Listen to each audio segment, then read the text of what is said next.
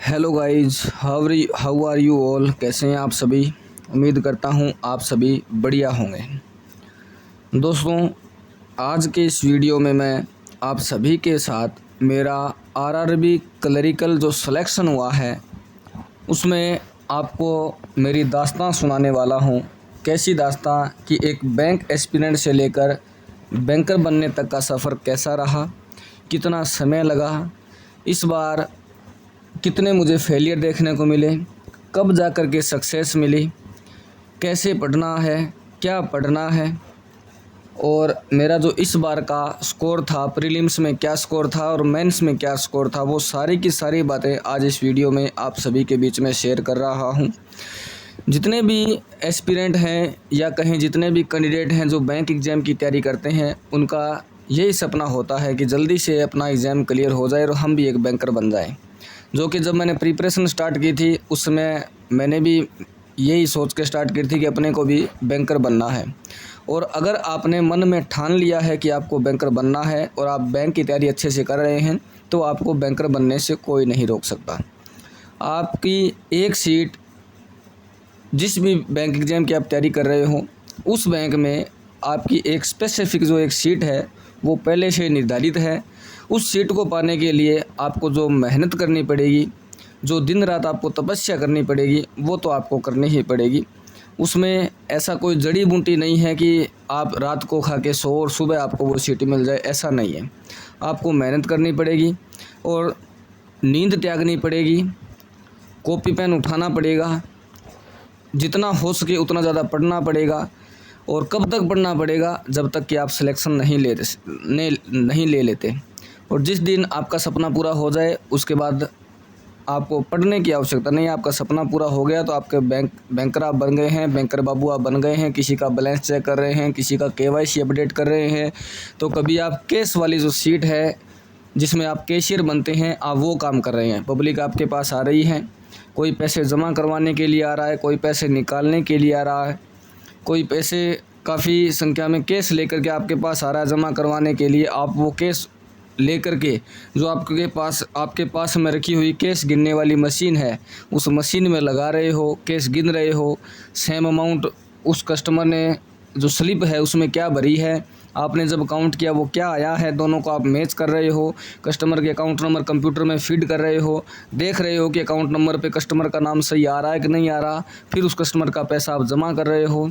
दूसरा कस्टमर पैसे निकालने के लिए आया हुआ है, कितना निकाल रहा है वो आप उसकी विड्रॉल स्लिप देख करके अकाउंट नंबर लगा करके पैसे निकाल रहे हो।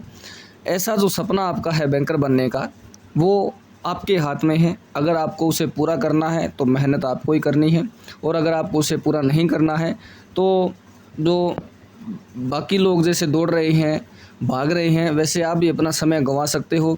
और एक बार यदि एज निकल गई, पेपर में बैठने की जो मैक्सिमम एज है, अगर वो एक बार चली गई, वो एज अगर एक बार निकल गई तो बाद में कॉपी पेन हाथ में लेने का कोई फ़ायदा भी नहीं है।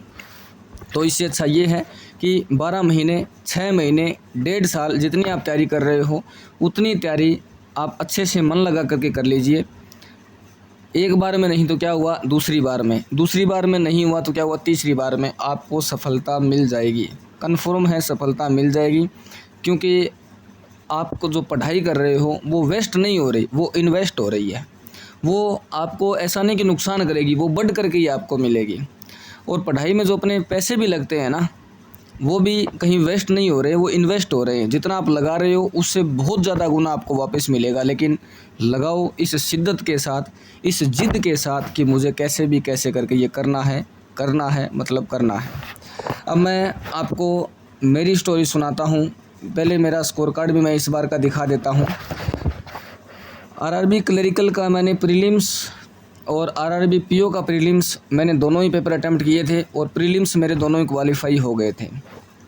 उसके बाद आरआरबी पीओ की तो मैं बात ही छोड़ देता हूं, क्योंकि प्रीलिम्स क्वालिफाई होने के बाद मैंने मेंस का एग्ज़ाम दिया और मेंस में मेरा जो इंटरव्यू तक पहुंचने के लिए 0.25 नंबर इतना थोड़ा सा कम रह गया था।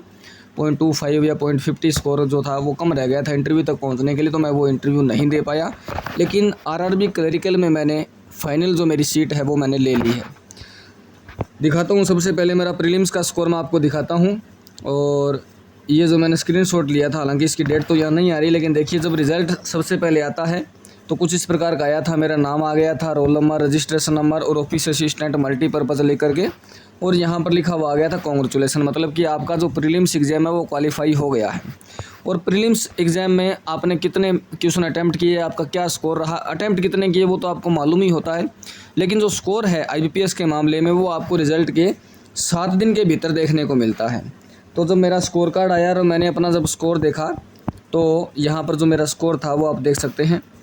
रीजनिंग और क्वांट जो है ना 40 नंबर की होती है, तो रीजनिंग में मेरा जो स्कोर आया था 37.35 आया था, और क्वांट में जो स्कोर आया था वो 38.75 आया था।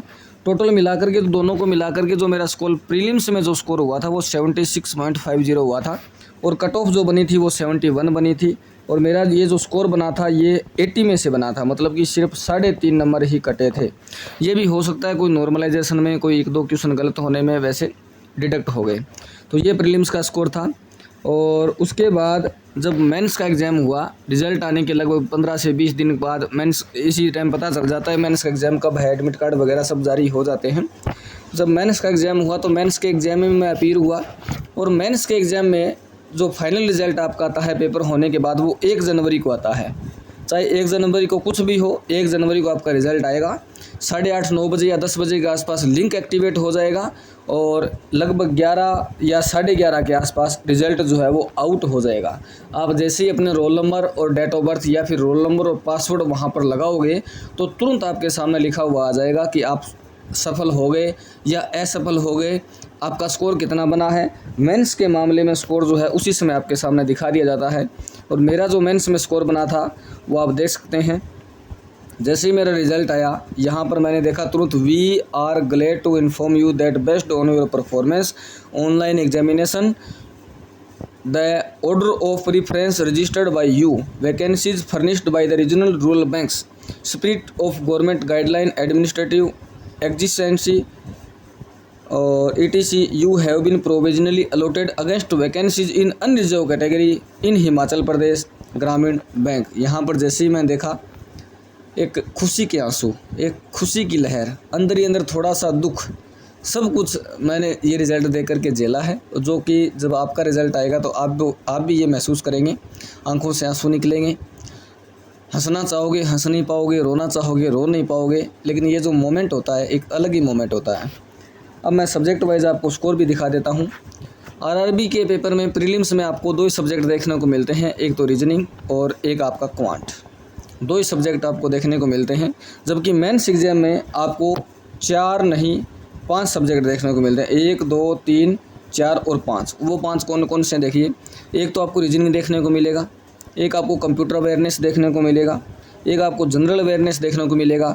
ये 2 सब्जेक्ट भी आपको देखने को मिलेंगे। आपको अपनी जो आपने पढ़ाई कर रखी है उसके अकॉर्डिंग एक चूज़ करना है, चाहे हिंदी चूज़ करो चाहे इंग्लिश चूज़ करो, इन दोनों में से आपको एक ही चूज़ करना है। एक न्यूमेरिकल एबिलिटी, मतलब गणित कह सकते हो या क्वांट कह सकते हो या मैथ कह सकते हो, ये देखने को मिलेगा। इसमें मेरा जो स्कोर बना था रीजनिंग में 40 में से 33.75 बना था, लेकिन जबकि रीजनिंग जो होता है वो 50 नंबर का होता है, तो एग्जैक्ट जो स्कोर आया था वो 33.75 को जब आप 1.25 से मल्टीप्लाई कर देंगे तो 50 में से मेरा कितना स्कोर बना है वो आपको देखने को मिल जाएगा।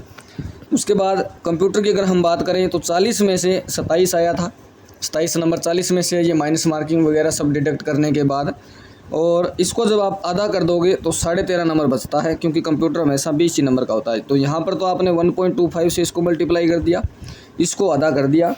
और जनरल अवेयरनेस की बात करें तो 40 नंबर का होता है, मिनिमम कट ऑफ 1 नंबर गई थी, लेकिन मेरा स्कोर 11.5 नंबर का इस समय आया था। उसके बाद मैंने हिंदी अटैम्प्ट किया, 10.25 नंबर, 10.25 नंबर, 10.25, ये मिनिमम कट ऑफ थी, और जो मेरा स्कोर आया था वो 31.75 आया था। न्यूमेरिकल एबिलिटी में मिनिमम कट ऑफ 6 नंबर की थी, और मेरा जो स्कोर बना था वो 16 बना था। कुछ क्वेश्चन गलत हो गए थे, कुछ लेंथी क्वेश्चन थे, या आप कुछ भी कह लो, अटैम्प्ट थोड़े कम हुए होंगे उस वजह से। क्वांट भी आपका 50 नंबर का होता है। जब आप इस 16 को 1.25 से मल्टीप्लाई कर देंगे तो जो स्कोर आएगा वो स्कोर मेरा 50 में से आया है। अब आपको क्या काम करना है, इन स्कोर्स को जोड़ना। जब आप ये जोड़ोगे ना यहाँ तक इतने, तो ये जो 118 दे रखे हैं ये नहीं बनेंगे। क्यों नहीं बनेंगे? क्योंकि यहाँ जो स्कोर लिखा गया है वो इसको 2.5 से मल्टीप्लाई किया गया है, इसको आधा किया गया है, ये जैसा है वैसा लिखा गया है, ये भी जैसा है वैसा लिखा गया है। और 16 को 1.25 से मल्टीप्लाई करने के बाद जो स्कोर आया है, उसके बाद इन सब को जोड़ करके जब देखा जाएगा तो 118.94 बनेंगे। ये कितने में से बनेंगे? ये बनेंगे आपके 200 में से। लेकिन डिपार्टमेंट के द्वारा या बैंक के द्वारा या IBPS के द्वारा जो कट ऑफ बनती है वो 100 पे बनती है। 100 पे बनने का मतलब है कि यहाँ पर जो मेरा स्कोर है वो 118.94 है, तो इसका जो आधा होगा वो 59.47 होगा। 200 का जो आधा होगा वो 100 होगा, मतलब कि मेरा स्कोर 100 में से इतना बना है। और कट ऑफ भी आधे पर ही बनाते हैं IBPS वाले, या फिर आप अगर डबल पे बनाना चाहो तो कट ऑफ को डबल कर देना। आपका स्कोर 118 बना है, कट ऑफ आप चाहे अब 110 हो चाहे 112 हो। अगर 110 कट ऑफ है तो जो कट ऑफ का प्रिंट निकलेगा उसमें 55 ही कट ऑफ लिखी आएगी। अगर 112 है तो 56 लिखी हुई आएगी। और आपका स्कोर आप इसके साथ कंपेयर करोगे कि 55 कट ऑफ है, आपका 59 आया है। अगर 56 कट ऑफ बताई गई है तो आपका 59 स्कोर आया है। लेकिन आप कट ऑफ 110 के दायरे में देखोगे तो आपको ये स्कोर देखना है कि 110 कट ऑफ है, आपके नंबर 118 आए हैं। ये RRB का है। तो ये मेरा जो आप स्कोर देख सकते हो मैंने बता दिया आपको, प्रीलिम्स का बता दिया, मेंस का बता दिया। अब कैसे आपको पढ़ना है, कैसे आपको तैयारी करनी है। मुझे ये पेपर क्वालिफाई करने में अगर मैं सही बताऊं तो 4 से 5 साल लग गए। और जब मेरा पेपर ये क्वालिफाई हो गया है तो इसके बाद मुझे ये लग रहा है कि अगर आप अच्छे से मेहनत करते हैं, 1-1.5 साल, ज़्यादा ही है, 1-1.5 साल कम नहीं है। कोई तो 6 महीने में भी क्वालिफाई कर लेता है, लेकिन मुश्किल से मुश्किल आप 1-1.5 साल या 2 साल में पेपर आराम से क्वालिफाई कर सकते हो। मेरी पढ़ने की जो स्ट्रेटजी थी या जो पढ़ने का जो तरीका था वो बहुत ज़्यादा गलत था। मुझे इस बात का बाद में एहसास हुआ, बहुत ज़्यादा गलत था। इसकी वजह से मुझे इतना समय लग गया। लेकिन कोशिश मैं ये करूँगा कि आप सभी को राइट डायरेक्शन में सही स्ट्रेटजी में बताऊं, जिससे आप पढ़ें, कोई 6 महीने में, कोई 10 महीने में या कोई 1.5 साल में अपना जो ड्रीम है बैंक जॉब पाने का वो पूरा करें। अब मैंने IBPS क्लरिकल के कितने एग्ज़ाम दिए हैं, PO वाले बाकी तो मैं छोड़ ही देता हूँ। कितने IBPS क्लरिकल के मैंने दिए हैं। मैंने IBPS क्लरिकल का पहला एग्ज़ाम दिया, उसमें मेरा स्कोर 75 आया था और कट ऑफ गया था 78, वो भी कितने में से? 80 में से। इस समय में मेंस में नहीं बैठ सका था क्योंकि मेरा प्रीलिम्स ही क्वालिफाई नहीं हुआ। फिर मैंने दूसरा अटैम्प्ट दिया, उस दूसरे अटैम्प्ट में मेरा प्रीलिम्स क्वालिफाई हो गया, मेंस में फेल हो गया। फिर मैंने तीसरा अटैम्प्ट दिया, उसमें प्रीलिम्स क्वालिफाई हो गया, मेंस में फिर फेल हो गया। फिर मैंने चौथा अटैम्प्ट दिया, प्रीलिम्स फिर क्वालिफाई हो गया, मेंस फिर मैं फेल हो गया। अब ये जो मेरा क्लियर हुआ, ये मेरा 5वां अटैम्प्ट था IBPS क्लरिकल का। मतलब आप सीधा मान लीजिए 1 साल में ये पेपर एक बार होता है तो मुझे 5 साल लग गए।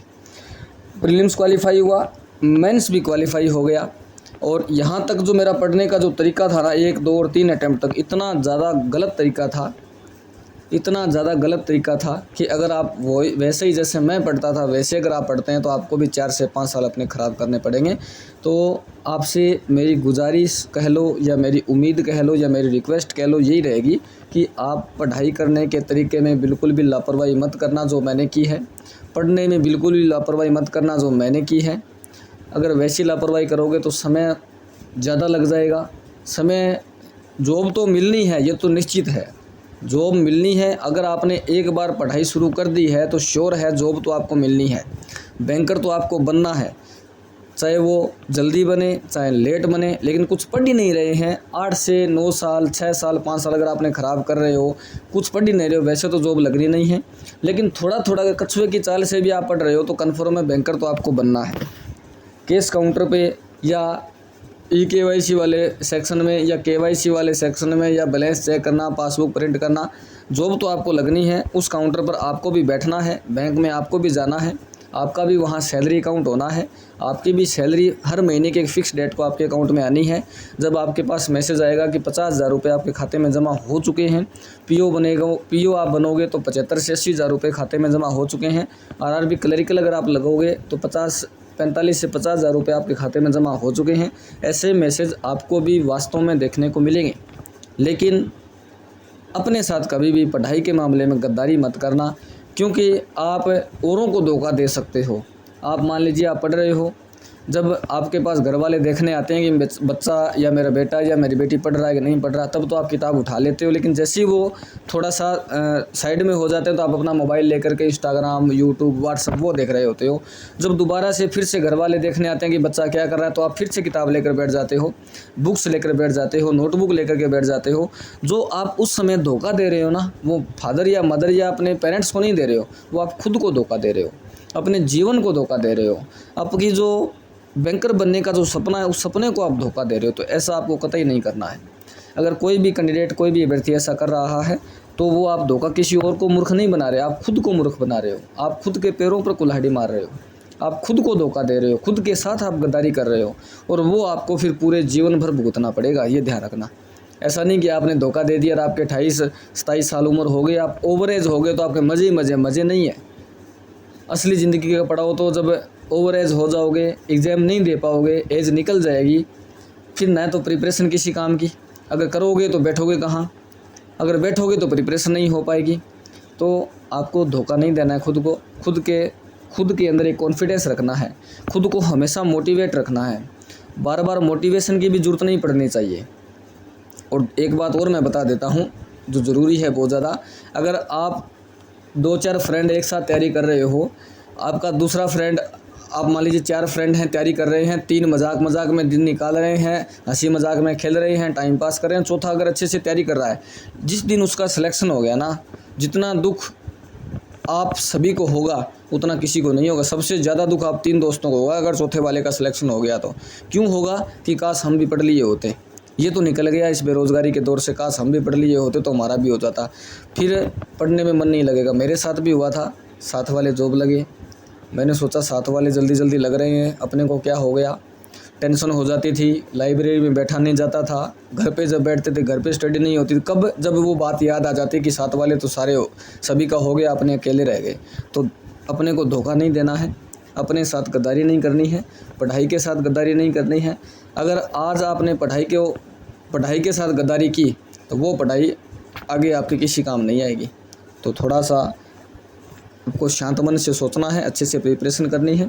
कोई भी आपके मन में डाउट है, किसी प्रकार के कंसेप्ट अगर बैंक से रिलेटेड कुछ है और आपके मन में डाउट चल रहा है, आप पूछना चाहें तो मुझे कमेंट बॉक्स में पूछ सकते हैं, या फिर व्हाट्सएप पर अगर जुड़ना चाहें तो व्हाट्सएप पर भी मैसेज कर सकते हैं।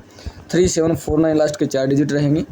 और काफ़ी सारे कैंडिडेट्स को बेसिक कंसेप्ट में दिक्कत रहती है कि बेसिक कंसेप्ट हमारे क्वांट के तैयार नहीं हो रहे हैं, स्पीड नहीं बन रही है, या फिर क्वांट में नंबर इंक्रीज नहीं हो रहे हैं। वो वैसे वीडियो भी आपके लिए मैं लेकर के आऊँगा कि बेसिक कंसेप्ट कैसे आपको तैयार करना है, कैसे स्पीड इंक्रीज करनी है, मॉक टेस्ट को कैसे अटैम्प्ट करना है, वो सभी प्रकार की वीडियो धीरे धीरे मैं चैनल पर अपलोड करूँगा। तो चैनल को आप सब्सक्राइब कर दीजिए, बेल आइकन प्रेस कर दीजिए और वीडियो को लाइक कर दीजिएगा। मिलते हैं नेक्स्ट वीडियो में नई अपडेट के साथ। बहुत बहुत धन्यवाद दोस्तों, thank you very much. Video को लाइक कर दीजिएगा और जिन्होंने चैनल को सब्सक्राइब नहीं किया, सब्सक्राइब ज़रूर कर दीजिएगा। Thank you so much, thank you.